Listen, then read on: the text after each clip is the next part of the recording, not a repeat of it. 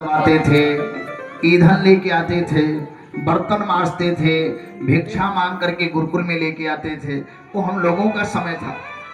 गुरुजी डांटते थे, पीटते थे, फटकारते थे, मारते थे और बाद में प्यार भी करते थे गुरुजी। और आज आप देखो, तब हम गुरुजी को गुरु मान करके पूजा किए और आज हम भी क्या बन गए, गुरुजी बन गए। बोले सच्चिदानंद भगवान की। गुरु को गुरु ब्रह्मा गुरु विष्णु गुरुदेव महेश्वर जब मान करके पूजा करोगे तो आप भी गुरुए बनोगे। और जब नौकर मान करके पूजा करोगे तो नौकरी के लिए भटकते रहोगे। कहीं यहाँ 10,000 का मिल जाए, कहीं वहां 5,000 का मिल जाए। गुरु को कभी नौकर मत मानना। गुरु आपका नौकर नहीं है। आजकल तो जो बच्चे ट्यूशन पढ़ते तो उनको लगता है कि गुरु जी तो हमारे माता पिता के सैलरी पर पल रहे हैं। वो कहते हैं इतने टाइम आए हो, ये टाइम है आने का। जब गुरु के प्रति श्रद्धा नहीं रहेगी, अध्यापक के प्रति श्रद्धा नहीं रहेगी, तो आप भी जिंदगी भर केवल नौकरी ढूंढते रह जाओगे और मिलेगा नहीं। इस नाते गुरु के प्रति आदर रखो। हमारी माताएं पहले गाती थी, जो हम जनती गुरु बाबा आई हैं रामा, तो अच्छे अच्छे जीवना का करते बनाए रहती, अंगनैया बीच तुलसी लगाए रहती। अब तो समय बदल गया है। अब तो अगर कोई फोन कर दे कि गुरुजी आ रहे हैं तो घर में महाभारत शुरू हो जाता है। अब आओ थे गुरु बाबा, 500 रुपया लेके नहीं है, बोले सच्चिदानंद भगवान की। फूल छाप दाल नहीं है, ये नहीं है, घी नहीं है, का खिलाया जाएगा। गुरु कभी धन का भूखा नहीं होता, गुरु आपके प्रेम का भूखा होता है। तो भगवान पढ़ने गए और गुरु जी से कहा, गुरु जी दक्षिणा क्या दे दें? जो ज्ञान दे उसकी दक्षिणा कोई नहीं दे सकता। हमारे गणेश भैया जब बार बार हमसे पूछते थे, गुरु जी आप अपनों बता दीजिए कुछ, कितना में आप निकल जाए। तो हमने गणेश भैया से कहा, भैया मत बुलाओ, हम भागवत बेचने वाले वक्ता नहीं हैं। अरे जिंदगी में अगर बिजनेस करना होगा तो ये धर्म का बिजनेस करेंगे, तब जा करके कहीं दूसरा कोई काम करेंगे। ठेला लगा करके बैठ जाएंगे अगर बिजनेस करना होगा। लेकिन हाथ जोड़ करके निवेदन है, जीवन में कुछ भी पूछिएगा, कभी ये मत पूछा करिए कि गुरुजी आप क्या लेंगे। अच्छा बताओ, हमारे ज्ञान की कीमत आप दे सकते हैं या हम अपने ज्ञान की कीमत आपसे ले सकते हैं? अरे जब हमको पता ही नहीं है कि हमको कुछ आता है कि नहीं आता, जाता है कि नहीं जाता, तो हम मांगे किस बेच पर आपसे? जरा ईमानदारी से बताओ। हाँ, बेचने वाले बहुत हैं, वक्ता बेच रहे हैं अपनी कथा को, लेकिन आज तक हमारे भैया प्रशासन से आए हैं और सब भैया लोग बैठे हैं, कोई ये नहीं कह सकता कि कभी हमने अपने कथा को बेचा हो। और जब तक जीवन रहेगा तब तक मैं अपनी कथा को कभी बेचूंगा भी नहीं। बोले सच्चिदानंद भगवान की जय।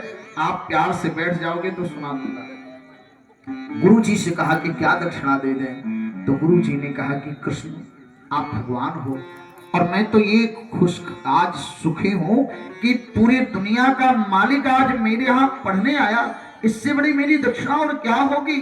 भगवान ने कहा कि गुरु जी कुछ तो ले लीजिए। तो बोले बेटा मुझसे मत पूछो, अपनी गुरु माता से पूछ लो। तो गुरु पुत्रम निहानीतम निज कर्म निबंधनम। तो गुरु जी अपनी गुरु माता के पास गए। माँ कृष्ण जी अपने गुरु माता के पास गए, माँ जरा बताओ कौन सा दक्षिणा दे दें आपको?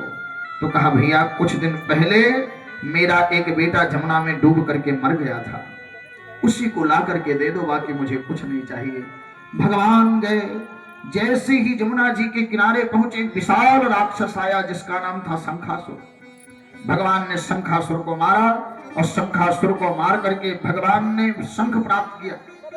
शंखासुर ने कहा मैंने बच्चे को नहीं मारा है। यमराज के घर गए, यमराज ने कहा महाराज कर्म के प्रभाव के नाते मैंने बच्चे को पकड़ा था। तो बोले मैं आदेश दे रहा हूं बच्चे को छोड़ दो। यमराज ने बच्चे को छोड़ दिया। भगवान ला करके गुरु जी को दिए, गुरु जी आपका बेटा। तो गुरु जी ने आशीर्वाद जानते क्या दिया? जो विद्या पढ़ करके जा रहे हो जीवन में कभी ना भूलें। और विद्या किसे कहते हैं? आज जो लोग पढ़े हैं, कई लोग पढ़ने लिखने वाले कहते हैं भगवान को नहीं मानते। इसीलिए पढ़े थे कि हम भगवान को नहीं मानते। अरे तुम तो अपने माँ बाप को भी नहीं मानते तो जब अपने माँ बाप को नहीं मानते, जिनको रोज देखते हो और जिससे कभी मिले ही नहीं, उसको ना मानो तो कोई बहुत बड़ी बात नहीं है। बोले सच्चिदानंद भगवान की जय। एक बार एक सज्जन कह रहे थे, भगवान कौन है, आए तो हमारे सामने। हमने कहा भाई साहब, इतने भगवान खाली नहीं कि तुमको अपना प्रमाण पत्र देते फिरें कि भैया तुम हमको मानो, हम तुम्हारे भगवान हैं। रावण नहीं मानता था तो भगवान का कुछ बिगड़ा, कंस नहीं मानता था तो भगवान का कुछ बिगड़ा। बड़े बड़े आज भी अज्ञानी हैं जो भगवान को नहीं मानते, उनका कुछ बिगड़ता है? भगवान का कुछ बिगड़ता है? नहीं। हाँ इतने हैं। अच्छा, आप अपने बाप को ना मानो तो बाप का कुछ बिगड़ेगा, माँ को ना मानो तो माँ का कुछ बिगड़ेगा, लेकिन तुम नालायक कहलाओगे कि जो है, जब इतना नालायक है कि महतरिये बाप के नहीं मानता। बोले सच्चिदानंद भगवान की मानने। अच्छा, एक बार सज्जन बोले हमसे कि मानने से क्या फायदा। हमने कहा एक बात तो बहुत काम ऐसा जो बिना फायदे के लोग करते हैं। अच्छा, जो सुबेरवा आप बीड़िया पी लेते हो, ये कोई शास्त्र में लिखा है, कोई औषधि है, टॉनिक है, आपको सुखी करता है? काहे पी लेते हो? कथा में ताली बजावे कोई ना बजावे, लेकिन अब 5 मिनट बीत जाए क्या फायदा? कोई फायदा है? गुटखा खाओगे कोई फायदा नहीं ढूंढोगे, बीड़ी पियोगे कोई फायदा नहीं ढूंढोगे, दिन भर परपंच करोगे कोई फायदा नहीं ढूंढोगे। अरे भगवान की कथा में अगर फायदा नहीं मिलेगा तो नुकसान क्या होगा, जरा ईमानदारी से बताओ। इसलिए हाथ जोड़ करके निवेदन है, फायदा नुकसान भगवान के चरण में मत ढूंढा करो। यहां रहोगे नुकसान नहीं होगा, फायदा जरूर होगा। और सबसे बड़ा फायदा क्या है? कथा में बैठने का। 3 घंटा आप जब यहाँ बैठते हो तो 3 घंटा निंदा नहीं करते, बुराई नहीं करते, चुगलाई नहीं करते। कम से कम इतने देर आप बुरे कर्मों से बचे रहते हो, इससे बड़ा और क्या फायदा चाहिए? जरा ईमानदारी से बताओ। 1 मिनट में घर में लड़ाई हो जाता है, माथ फूट जाता है, और यहाँ कम से कम आप 3 घंटा बैठे हो, आराम से बैठे हो, इससे बड़ा और क्या फायदा होगा? भगवान पढ़ करके आए। अच्छा, पढ़ाई का मतलब क्या होता है? पढ़ाई का मतलब होता है कि जो तुम नहीं जानते उसको जान जाओ। जैसे फादर माने पिता और मदर माने माता, एप्पल माने सेब, ये कैसे जानते हो? पढ़ाई करके। तो पढ़ाइए से तो पता चलेगा कि अयोध्या के राजा राम, मथुरा में भगवान श्री कृष्ण। तो जब पढ़ोगे तभी तो ये सब कुछ पता चलेगा। हम लोग जब पढ़ते थे तो हम लोगों को पढ़ाया जाता था, वह शक्ति हमें दो, दया निधे कर्तव्य मार्ग पर डट जावे, पर सेवा पर उपकार में हम जग जीवन सफल बना जावे। ये नहीं पढ़ाया जाता था कि हम अपने लिए केवल जिए। हम दीन दुखी निबलों विकलों के सेवक बन संताप हरे, जो हैं अटके भूले भटके उनको तारे खुद तर जावे। छलदम्ब द्वेष पाखंड झूठ अन्याय से निस दिन दूर रहे, जीवन हो शुद्ध सरल अपना सुज प्रेम सुधारस बरसावे। निज आन मान मर्यादा का प्रभु ध्यान रहे, अभिमान रहे, जिस देश जाति में जन्म लिया वरदान उसी पर हो जावे। ये हम लोगों को यहाँ पढ़ाया जाता था। और आज पढ़ाया जाता है Johnny Johnny yes papa, eating sugar no papa. अच्छा, बच्चों को पता ही नहीं है कि इसका मतलब क्या होता है, हैं? आजकल के बच्चों को पढ़ाया जाता है, लाला जी ने केला खाया, उसका छिलका वहीं गिराया, पैर के नीचे छिलकाया, लाला जी गिरे, धड़ा मुंह से निकला हाय राम। अब बताओ ये कौन पढ़ाई है? इससे तुम्हारे बच्चे को नौकरी भले मिल जाए, डिग्री भले मिल जाए, लेकिन इसका जीवन में क्या होगा?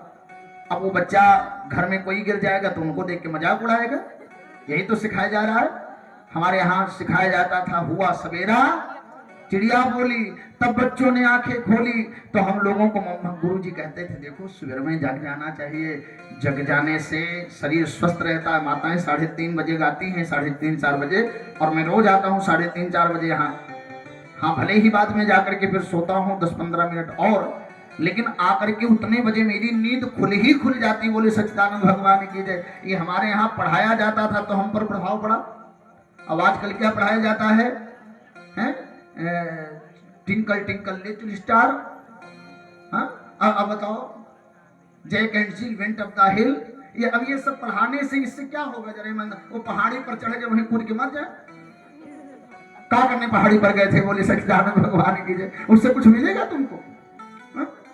पहले हम लोगों के यहाँ पढ़ाया जाता था, पुष्पवाटिका का प्रसंग होता था, रानी दुर्गावती का प्रसंग होता था, महाराणा प्रताप का प्रसंग होता था। हमारे बच्चों में संस्कार आता था, दुष्यंत पुत्र भरत का प्रसंग होता था। आज पढ़ाई में क्या आता है? अकबर महान था, अकबर महान कैसे हो गया, बाबर महान कैसे हो गया? तुम्हारे इतिहास को इसलिए बदल दिया गया कि तुम बाहर से हिंदू बने रहो और भीतर से कायर बन जाओ। बोले सच्चिदानंद भगवान की जय। और बन गए। नहीं तो कोई माई का लाल पैदा नहीं हुआ था जो रामचरितमानस को गरिया देता।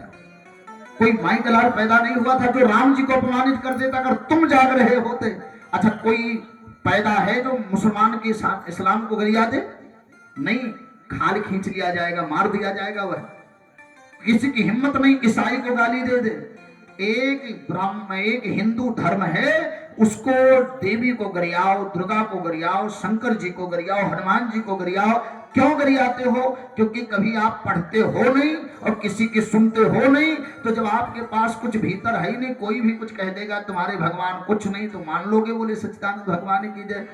कभी भी 5 साल के मुसलमान को देखना, वो रमजान 1 महीने का रख लेगा, जाकर के कलमा पढ़ता है। ईसाई का बच्चा जाकर के पढ़ता है अपने धार्मिक ग्रंथों को। लेकिन हमारे गांव के बच्चों से पूछो हनुमान चालीसा सुनाओ तो इनको नहीं आता। इनको क्या आता है पता है?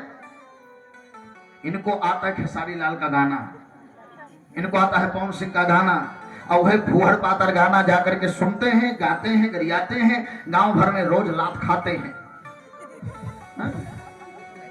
यही सीखते हैं आजकल के लोग। इनको राम जी के आदर्श पर, कृष्ण जी के आदर्श पर नहीं चलना। बंधुमाताओं, ये कथा मैं इसलिए सुना रहा हूं क्योंकि आपके जीवन में विद्या है, लेकिन वो विद्या नहीं है जिस विद्या की आपको आवश्यकता थी। विद्या ददाति विनयम, विद्या विनय देती है।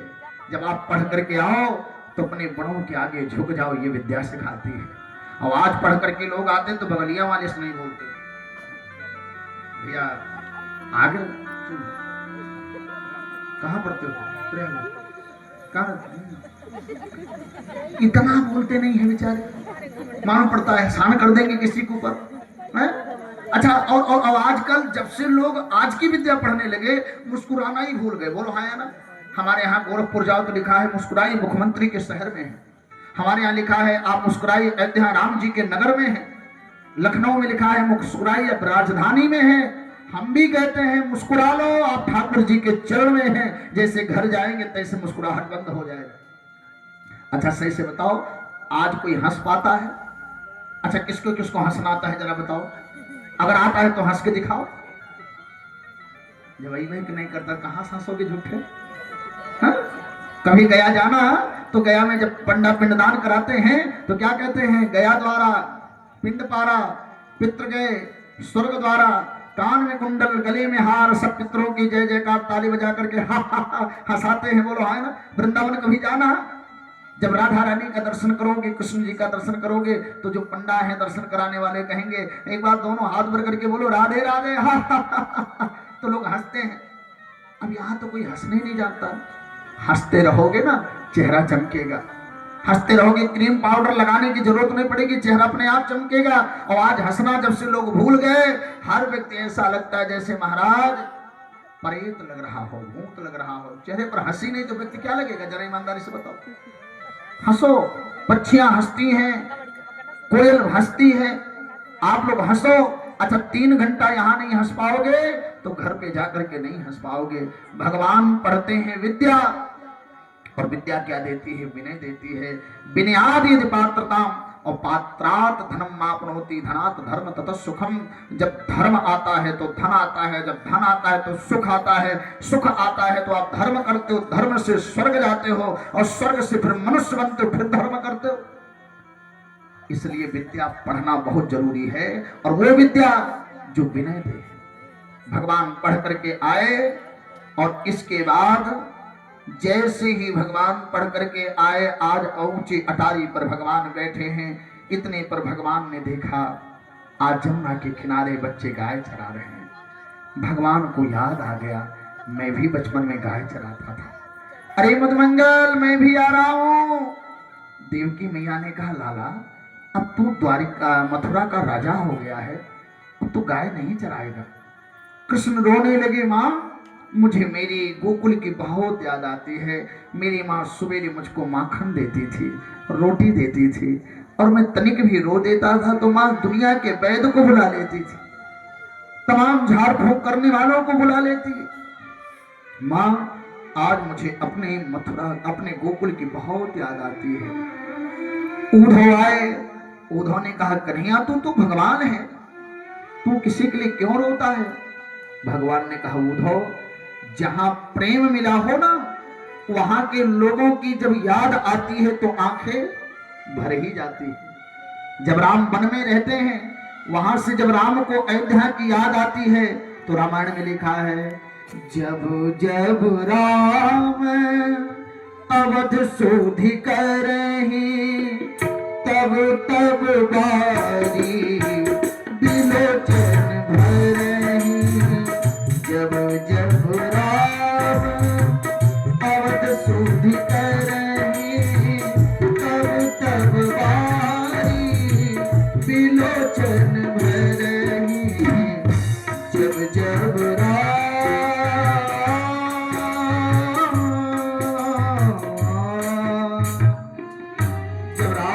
अयोध्या की याद आती तो राम रोने लगते। दो चीजें बहुत महत्वपूर्ण होती हैं जीवन में, एक जननी और एक जन्मभूमि। बोलो हाँ या ना? जननी की भी याद आए तो आंख में आंसू आ जाता है, और जन्मभूमि की भी याद आए तो आंखें भर जाती। हम लोग कथा करते हैं, 6-6 महीना बाहर में रह जाते हैं, और जिस दिन गांव के नजदीक में कथा लगता है ना भैया, और कोई कह देता है गुरु जी चलिए गांव घुमा लाएं, सच में इतनी जल्दी कदम आगे बढ़ते हैं। मन कहता कितना जल्दी जाऊं, जाकर के अपनी माँ को प्रणाम कर लूं, अपना गांव देख लूं, इतना गांव अच्छा होता है। और प्यारे दुनिया में काजू बादाम पिस्ता सब कुछ मिलता है, लेकिन जब माँ के पास जाता हूं, माँ कहती है लाला आपकी बड़ा दुबराए गए बच्चा हमारा, तो सच बताएं ऐसा लगता है कि संसार का सारा सुख यही मिल गया हो। माँ के चरण में बैठने पर सब कुछ मिल जाता है। उद्धव मेरी माँ की मुझे बहुत याद आती है, मेरी गोपियों की बहुत याद आती है। और तुरंत भगवान ने उद्धव से कहा जाओ जाओ वृंदावन ए उद्धव, गोपियों से जाकर तुम मिलना कहना, कान्हा ने भेजा है सुधि उनकी जरा लेकर आना। जाओ जाओ वृंदावन ए उद्धव, जाओ जाओ वृंदावन ए उद्धव, गोपियों से जाकर तुम मिलना कहना, कान्हा ने भेजा है। उनको समझाना कि मुझको ना याद करे, एक छलिया के लिए वक्त न बर्बाद करे, एक छलिया के लिए वक्त न बर्बाद करे। फिर क्या कहती हैं तुम उनकी बातों को सुन कर के आना। जाओ जाओ वृंदावन ए उद्धव, जाओ जाओ वृंदावन ए उद्धव, जाओ जाओ वृंदावन ए उद्धव। उद्धव जी पहुंचे, देखा यशोदा मां रोते रोते अंधी हो गई, इतना प्रेम करती थी कृष्ण से।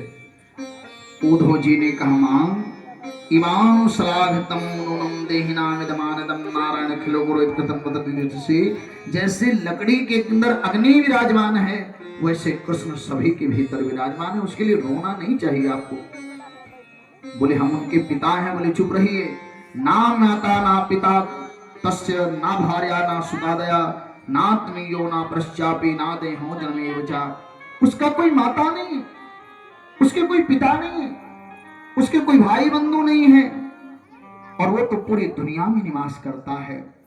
इसके बाद उद्धव जब गोपियों से मिले, गोपियों ने कहा उद्धव मेरा कृष्ण मुझे ऐसे छोड़ के चला गया जैसे खगवीतम फलम वृक्षा। जब वृक्ष पर फल नहीं रहता है तो पक्षी क्या करता है, छोड़ देता है। भुक्ता चा अतिथियम गृहम, जब भोजन कर लेते हैं तो अतिथि घर छोड़ देते हैं। और आधीत विद्याम आचार्य, आचार्य दक्षिणा पा जाए तो जजमान का घर छोड़ देते हैं। और जो कामी व्यक्ति हैं वह नारी के साथ संबंध तोड़ देते हैं। और राजा का पद अगर चला जाए तो उसकी प्रजा, अच्छा जो पहले जिंदाबाद जिंदाबाद कर रहे थे, जैसे सत्ता बदला तैसे लोगों का झंडा बदल गया, बोले सच्चिदानंद भगवान की। हमने देखा ऐसे ऐसे लोगों को जो झंडा लगा करके चल रहे थे, सत्ता बदला झंडा बदला, और जैसे फिर सत्ता बदल जाएगी तैसे फिर झंडा बदल जाएगा। ये किसी की नहीं है, बोले सच्चिदानंद भगवान की जय। प्रजा राजा को असहाय होकर के होने पर छोड़ देती है। ऐसे मेरा कृष्ण मुझे छोड़ करके चला गया। उद्धव जी ने कहा किस पागल के पीछे पड़ गए, वो कौन है, वो भगवान है। अरे देवियों हम तो कहते हैं निराकार को याद करो, निराकार को। गोपिया कहती है निराकार कैसा है, बोले बिनु पद चले सुने बिनु खाना, बिनु पद चले सुने बिनु खाना, कर बिन कर मैं करही विधि नाना, कर बिन करही विधि नाना, बिनु पद चले सुने बिनु खाना, बिनु पद चले सुने बिनु खाना।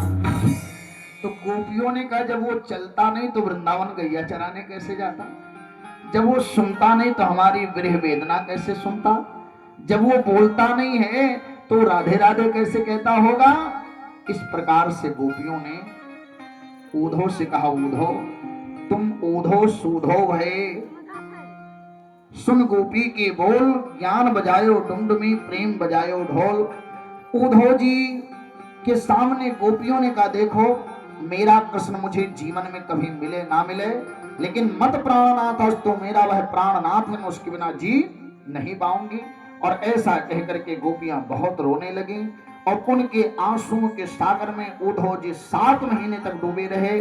और जब निकले तो आशा महो चरण रेणु जुषाम महश्याम वृंदावने किमत गुलमल तौषधीनाम। उद्धव जी ने कहा मैं भगवान से हाथ जोड़ के प्रार्थना करता हूँ कि जब जब मेरा जन्म हो वृंदावन में हो, चाहे पत्ता बनो, चाहे घास बनो, चाहे तोता बनो, चाहे मोर बनो। और जब उद्धव जाने लगे तो वंदे नंदवज स्त्रीणाम पादरेणुम भीक्षण साया सामहरिकथोदगीतम पुरात भवनत्रयम्। गोपियों की चरण की धूलि को प्रणाम किए और उद्धव जी ने जाकर के जब भगवान को बताया गोपियां तुझसे बहुत प्रेम करती हैं, तो भगवान ने अपने बगल में राधा का दर्शन कराया। उद्धव का सारा अभिमान चला गया। और कंस की 2 पत्नियां थी, एक का नाम था अस्ति, एक का नाम था प्राप्ति। इन्होंने जाकर के जरासंध से शिकायत कर दिया तो जरासंध ने 23 अक्षौहिणी सेना लेकर के 17 बार चढ़ाई किया। और जब 23 अक्षौहिणी सेना लेकर के 17 बार चढ़ाई किया तो जितनी बार आया भगवान ने उसको उतनी बार हरा करके भेजा। 23 अक्षौहिणी ले ले 17 बार और चढ़ी आयो पुन मधुपुरी कृष्ण कियो संहार। जितनी बार आया भगवान ने उसका संहार कर दिया सेना का। और जब 18वीं बार जरासंध आया, इसी बीच में एक और राक्षस जिसका नाम था कालेवन 3 करोड़ मलिक्षों की सेना लेकर के आया, भगवान को रणछोड़ बना दिया। भगवान भागे और प्राविशद गिरिकंदरम में गुफा में जाकर के छिप गए। वहां पर मुचकुंद नाम के एक राजा सो रहे थे, उनके ऊपर पीतांबर डाल दिया। और जरा कालेवन ने समझा कि ये तो भगवान कृष्ण ही सो रहा है, एक लात खींच करके मारा और जैसे लात मारे और कैसे मुचकुंद उठ करके खड़े हो गए और मुचकुंद की दृष्टि पड़ी, कालेवन जल करके राख हो गया। और इसी बीच में जरासंध 18वीं बार आया। भगवान ने समुद्र के बीचों बीच में पुरी का निर्माण कर दिया जिसका नाम था द्वारिका। पूरी। और इसके बाद भगवान, अब देखिए आज जिस प्रसंग के लिए आप लोग बैठे हैं, अब वो प्रसंग 2 मिनट में शुरू होने जा रहा है और हम लोग भगवान के विवाह की तरफ अब चल रहे हैं, क्योंकि अब थोड़ी देर में कथा विश्राम हो जानी है। तो अब आप देखिए, आज भगवान ने जैसे ही 18वीं बार जरा समझाया, पर्वत पर आग लगा दिया। भगवान कूद करके सेनाओं को लेकर के द्वारिका चले गए। अच्छा, पहले किसका विवाह होता है गांव में, बड़े भाई का कि छोटे? बड़े भाई का ही होता है, कौड़िया में भी। हाँ, तो आज भगवान का विवाह हुआ। और भगवान के बड़े भाई कौन है? कृष्ण जी के बड़े भाई का क्या नाम था? क्या नाम था? रामलाल? रामलाल नहीं नाम था, बलराम नाम था। बोले सच्चिदानंद भगवान की। हम सोचे थे समय कहां से बदल गया, बोले सच्चिदानंद भगवान की। हाँ? तो बलराम जी का विवाह कहाँ हुआ? रेवत नाम तासु करे भूपा,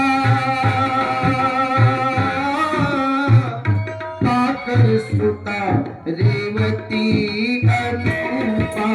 राम सिया राम सिया राम जय जय राम, राम सिया राम जय जय राम, राम सिया राम जय जय राम, राम सिया राम जय जय राम। तो राजा रेवत की बेटी का नाम था रेवती। रेवती का विवाह हुआ बलराम जी के साथ। और जब रेवती का विवाह बलराम जी के साथ हुआ, रेवती कौन थी?